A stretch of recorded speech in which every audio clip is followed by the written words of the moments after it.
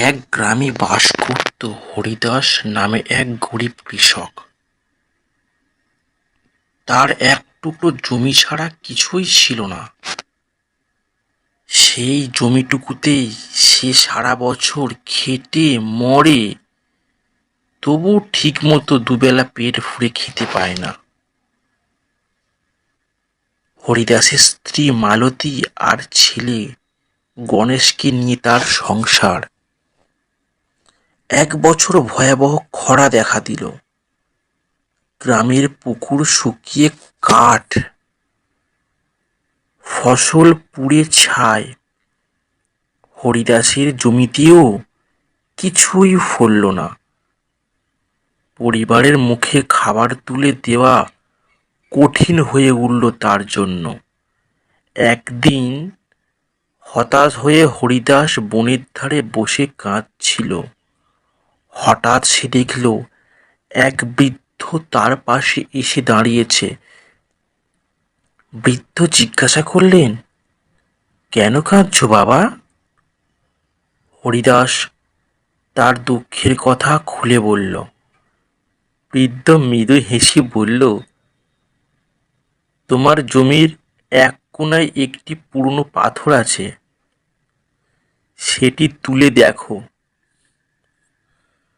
হরিদাস কিছু না বুঝেই বাড়ি ফিরে গিয়ে ওই পাথর খুঁজে বের করল।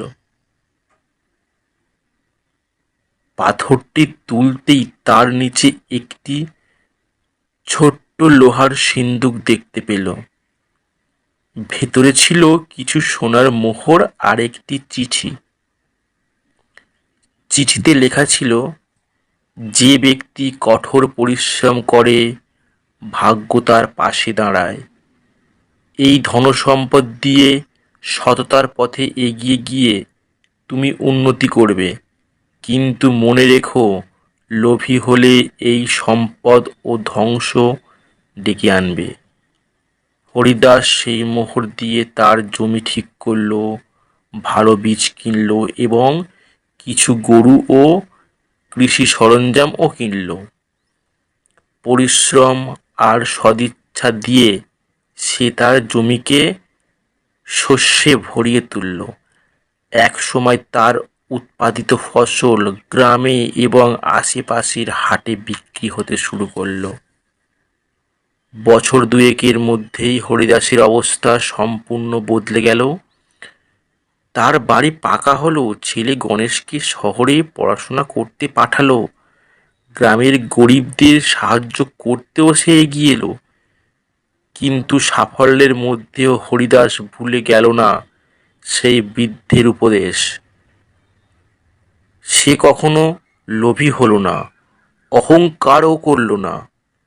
তার সততা ও কঠিন পরিশ্রমের জন্য পুরো গ্রাম সে সবার শ্রদ্ধা অর্জন করল।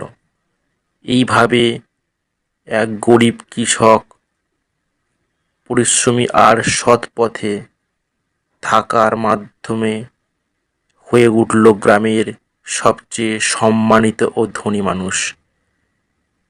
এর থেকে এই উপদেশ দিতে পারি, সততা, পরিশ্রম ও আত্মবিশ্বাস মানুষকে দরিদ্র থেকে সম্পদশালী করে তুলতে পারে।